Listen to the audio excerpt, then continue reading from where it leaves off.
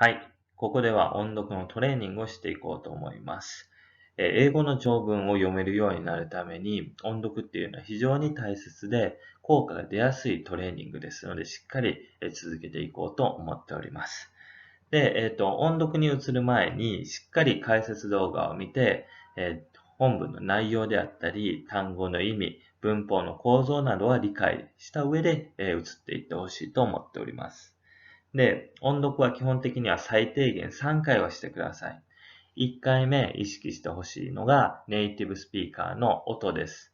音に注意を払いながら音読をしていってください。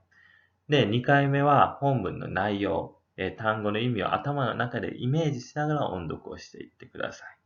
で、3回目はネイティブスピーカーの真似、ふりをして、抑揚をつけて音読してほしいと思っております。それでは頑張ってやっていきましょう。There is a lady in a coffee shop waiting for a friend. She is wearing a dress that seems to be new.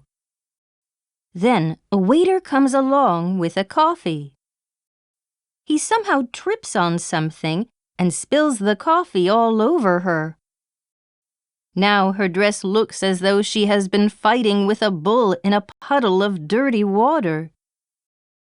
She stares at her dress, then turns to the waiter, glares at him, and says in a loud voice, "Thank you very much."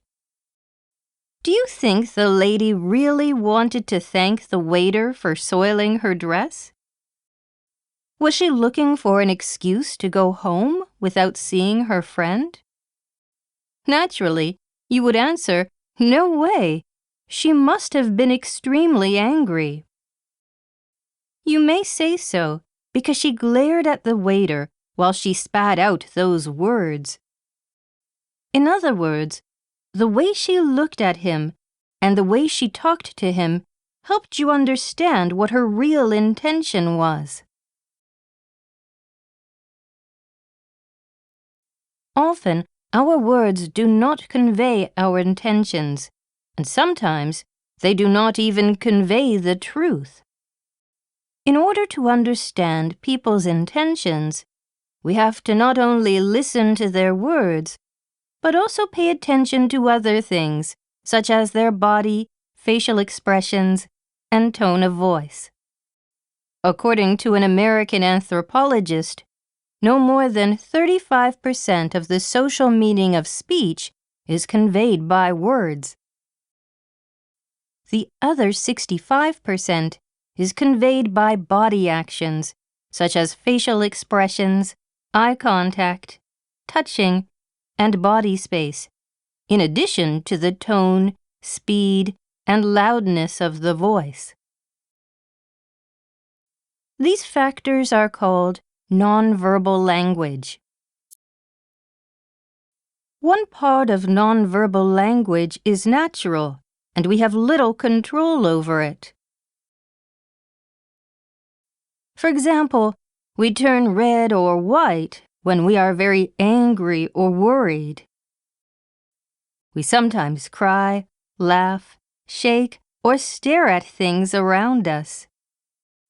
These actions show our feelings, but they usually happen unintentionally. On the other hand, another part of nonverbal language is learned just like any language, and usually that learning starts from when we are born. Children learn how to express social messages by watching the people around them or by being taught by adults. From a very early stage of their development, they learn how they should move their bodies to get along in society.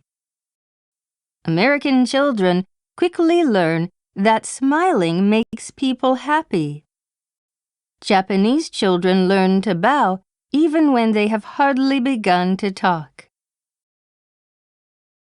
Similar to language differences, each culture has its own way to non-verbally express social messages, such as, "Let's be friends," "I'm sorry," and "Thank you." For example, in Vietnam, one of the ways to express obedience is to stand up and stare at the speaker with your arms crossed. In Japan, on the other hand, you would lower your head, look down, and hold your hands in front of you. Understanding the importance of nonverbal language does not mean that learning a foreign language is less important.